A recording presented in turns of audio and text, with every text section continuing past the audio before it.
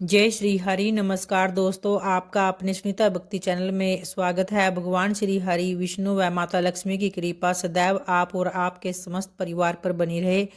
दोस्तों, आज है 17 अक्टूबर 2025 और दिन है शुक्रवार।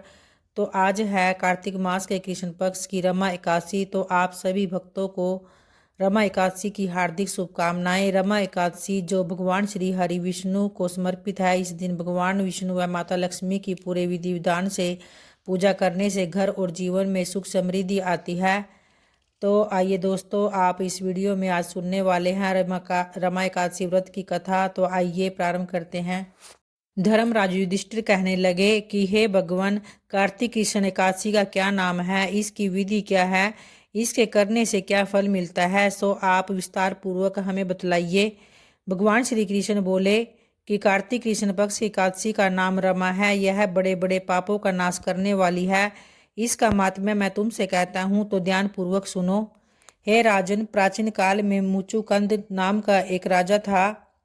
उसकी इंद्र के साथ मित्रता थी और साथ ही यम, कुबेर, वरुण और विभीषण भी उसके मित्र थे। यह राजा बड़ा धर्मात्मा, विष्णु भक्त और न्याय के साथ राज करता था। उस राजा की एक कन्या भी थी जिसका नाम चंद्रभागा था। उस कन्या का विवाह चंद्रसेन पुत्र शोभन के साथ हुआ था। एक समय की बात है, वह शोभन ससुराल आया। उन्हीं दिनों जल्दी ही पुण्यदायिनी एकादशी भी आने वाली थी। जब व्रत का दिन समीप आ गया तो चंद्रभागा के मन में अत्यंत सोच उत्पन्न हुआ कि मेरे पति अत्यंत दुर्बल है और मेरे पिता की आज्ञा अति कठोर है। दसवीं को राजा ने ढोल बजवा कर सारे राज्य में यह घोषणा करवा दी कि एकादशी को भोजन नहीं करना चाहिए। ढोल की घोषणा सुनते ही शोभन को अत्यंत चिंता हुई और अपनी पत्नी से कहा कि हे प्रिय, अब क्या करना चाहिए। मैं किसी प्रकार से भी भूख सहन नहीं कर सकूंगा। ऐसा उपाय बतलाओ कि जिससे मेरे प्राण बच सके, अन्यथा मेरे प्राण अवश्य चले जाएंगे। तो चंद्रभागा कहने लगी कि हे स्वामी, मेरे पिता के राज में एकादशी के दिन कोई भी भोजन नहीं करता। हाथी, घोड़ा, ऊंट, बिल्ली, गो आदि भी तृण, अन्न, जल आदि ग्रहण नहीं कर सकते। फिर मनुष्य का तो कहना ही क्या। यदि आप भोजन करना चाहते हैं तो किसी दूसरे स्थान पर चले जाइए, क्योंकि यदि आप यहीं रहना चाहते हैं तो आपको अवश्य व्रत करना पड़ेगा। ऐसा सुनकर शोभन कहने लगा कि हे प्रिय, मैं अवश्य व्रत करूंगा, जो भाग्य में होगा वह देखा जाएगा। तो इस प्रकार से विचार कर शोभन ने व्रत रख लिया और वह भूख व प्यास से अत्यंत पीड़ित होने लगा। जब सूर्य नारायण अस्त हो गए और रात्रि को जागरण का समय आया तो वैष्णवों को अत्यंत हर्ष देने वाला था, परंतु शोभन के लिए अत्यंत दुखदायी हुआ। प्रातःकाल होते शोभन के प्राण निकल गए।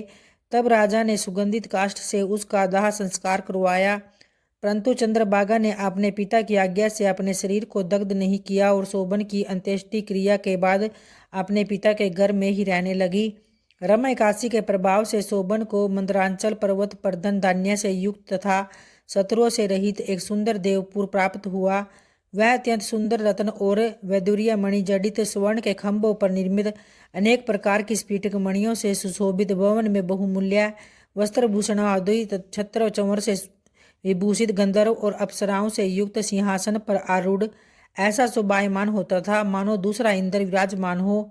एक समय मुचुकंद नगर में रहने वाले एक सोम शर्मा नामक ब्राह्मण तीर्थ यात्रा करता हुआ घूमता घूमता उधर जा निकला और उसने शोभन को पहचान कर कि यह तो राजा का जमाई शोभन है, उसके निकट गया। शोभन भी उसे पहचान कर अपने आसन से उठकर उसके पास आया और प्रणामादि करके कुशल प्रश्न किया। ब्राह्मण ने कहा कि राजा मुचुकंद और आपकी पत्नी कुशल से तो है, नगर में भी सब प्रकार से कुशल है, परंतु हे राजन, हमें आश्चर्य हो रहा है कि आप अपना वृतांत कहिए कि ऐसा सुंदर नगर जो न कभी देखा न सुना आपको कैसे प्राप्त हुआ।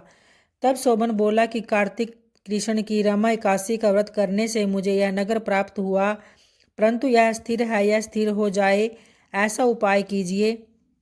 ब्राह्मण कहने लगा कि हे राजन, यह स्थिर क्यों नहीं है और कैसे स्थिर हो सकता है, आप बताइए, फिर मैं अवश्य में वह उपाय करूंगा। मेरी इस बात को आप मिथ्या न समझिए। शोभन ने कहा कि मैंने इस व्रत को श्रद्धा रहित होकर किया है, अतः यह सब कुछ अस्थिर है। यदि आप मुचुकंद की कन्या चंद्रभागा को यह सब वृत्तांत कहे तो यह स्थिर हो सकता है। ऐसा सुनकर उस श्रेष्ठ ब्राह्मण ने अपने नगर लौटकर चंद्रभागा से सब वृत्तांत कह सुनाया। और ब्राह्मण के वचन सुनकर चंद्रभागा बड़ी प्रसन्नता से ब्राह्मण से कहने लगी कि हे ब्राह्मण, ये सब बातें आपने प्रत्यक्ष देखी है या स्वप्न की बातें कर रहे हैं? तो ब्राह्मण कहने लगे कि हे पुत्री, मैंने महावन में तुम्हारे पति को प्रत्यक्ष देखा है, साथ ही किसी से विजय न हो ऐसा देवताओं के नगर के समान उसका नगर है। उन्होंने यह भी कहा कि यह स्थिर नहीं है, जिस प्रकार वह स्थिर हो सके तो ऐसा कोई उपाय करना चाहिए। चंद्रभागा कहने लगी कि हे विप्र, तुम मुझे वहां ले चलो, मुझे पतिदेव के दर्शन की तीव्र लालसा हो रही है। मैं आप अपने लिए किए हुए पुण्य से उस नगर को स्थिर बना दूंगी। आप ऐसा कार्य कीजिए जिससे उनका हमारा संयोग हो, क्योंकि योगी को मिला देना महान पुण्य है। सोम शर्मा यह बात सुनकर चंद्रभागा को लेकर मंदराचल पर्वत के समीप वामदेव ऋषि के आश्रम पर गया। वामदेव जी ने सारी बात सुनकर वेद मंत्रों के उच्चारण से चंद्रभागा का अभिषेक कर दिया। तब ऋषि के मंत्र के प्रभाव और एकादशी के व्रत से चंद्रभागा का शरीर दिव्य हो गया और वह दिव्य गति को प्राप्त हुई। इसके बाद बड़ी प्रसन्नता के साथ अपने पति के निकट गई और अपनी प्रिय पत्नी को आते देखकर शोभन अति प्रसन्न हुआ और उसे बुलाकर अपनी बाईं तरफ बिठा लिया। तो चंद्रभागा कहने लगी कि हे प्राणनाथ, आप मेरे पुण्य को ग्रहण कीजिए। अपने पिता के घर जब मैं 8 वर्ष की थी तब से विधि पूर्वक काशी के व्रत को श्रद्धा पूर्वक करती आ रही हूँ। इस पुण्य के प्रताप से आपका यह नगर स्थिर हो जाएगा तथा समस्त कर्मों से युक्त होकर प्रलय के अंत तक रहेगा। इस प्रकार चंद्रभागा ने दिव्य आभूषणों और वस्त्रों से सुसज्जित होकर अपने पति के साथ आनंद पूर्वक रहने लगी। हे राजन, यह मैंने रमा एकादशी का महात्म्य कहा है। जो मनुष्य इस व्रत को करते हैं उनके ब्रह्मा हत्यादि समस्त पाप नष्ट हो जाते हैं। कृष्ण पक्ष और शुक्ल पक्ष दोनों की एकादशियों समान है, इनमें कोई भेदभाव नहीं है, दोनों समान फल देती हैं। जो मनुष्य इस महात्म्य को पढ़ते अथवा सुनते हैं वे समस्त पापों से छूटकर विष्णु लोक को प्राप्त होते हैं। तो प्रेम से बोलिए भक्तों, भगवान श्री हरि और माता लक्ष्मी की जय। और आइए भक्तों, अब श्री विष्णु जी की आरती का श्रवण करेंगे। ओम जय जगदीश हरे, स्वामी जय जगदीश हरे, भक्त जनों के संकट क्षण में दूर करे। ओम जय जगदीश हरे, जो ध्यावे फल पावे, दुख विन से मन का, सुख संपत्ति घर आवे, कष्ट मिटे तन का। हरि ओम जय जगदीश हरे, मात पिता तुम मेरे, शरण गहूँ किसकी, तुम बिन और न दूजा, आश करूं जिसकी। ओम जय जगदीश हरे, तुम पूर्ण परमात्मा, तुम अंतर्यामी, पार ब्रह्म परमेश्वर, तुम सबके स्वामी। ओम जय जगदीश हरे, तुम करुणा के सागर, तुम पालन करता, मैं मूर्ख कल कामी, कृपा करो भरता। ओम जय जगदीश हरे, तुम हो एक अगोचर, सबके प्राणपति, किस विधि मिलूं दया मैं तुमको मैं कुमति। हरि ओम जय जगदीश हरे, दीन बंधु दुख हरता, ठाकुर तुम मेरे, अपने हाथ उठाओ, द्वार पड़ा तेरे। ओम जय जगदीश हरे, विषय विकार मिटाओ, पाप हरो देवा, श्रद्धा भक्ति बढ़ाओ, संतन की सेवा।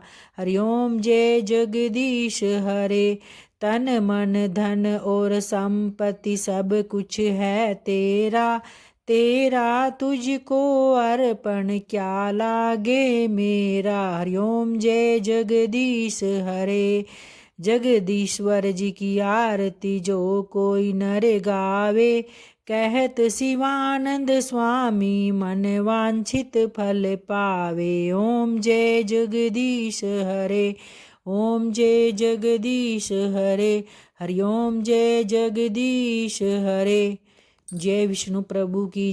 जय माता लक्ष्मी की। दोस्तों उम्मीद करती हूँ आपको वीडियो जरूर पसंद आई होगी। अगर आई है तो वीडियो को लाइक, और जो चैनल पे पहली बार आए हैं चैनल को सब्सक्राइब जरूर करें, ताकि इस तरह की वीडियो मैं आगे भी आप लोगों के लिए लेकर आती रहूँ। धन्यवाद दोस्तों।